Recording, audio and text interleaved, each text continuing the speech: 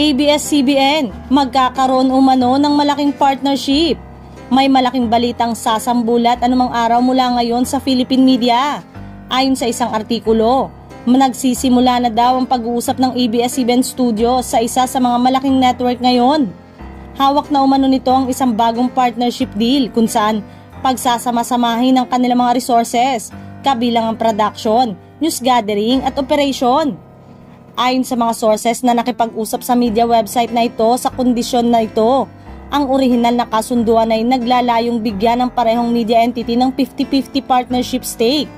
Ibig sabihin, pareho silang magkakaroon ng pantay na sasabihin sa desisyon ng negosyo at editorial, programming sa hinaharap, pati na rin sa acquisition. Sa ngayon, ay pinaplansya pa ang lahat at hindi pa rin malinaw kung ang kasunduan ay babaguhin o papalawakin pa. Ngunit isa lamang sigurado, mas papalawakin ang maaabot ng ABS-CBN ngayon. Ang ideya tungkol sa merger na ito ng ABS-CBN, matagal nang usap-usapan.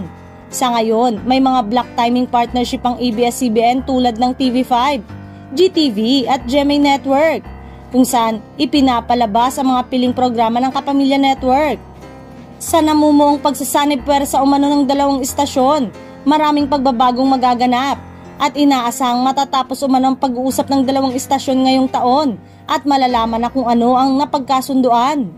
Sa ngayon ay tahimik pa ang Kapamilya Boss tungkol sa balitang ito. Samantalang, paniguradong mas lalakas pa ang mga entertainment at mga news program ng ABS-CBN, kaya may mga nai-excite ng ilang mga Kapamilya fans.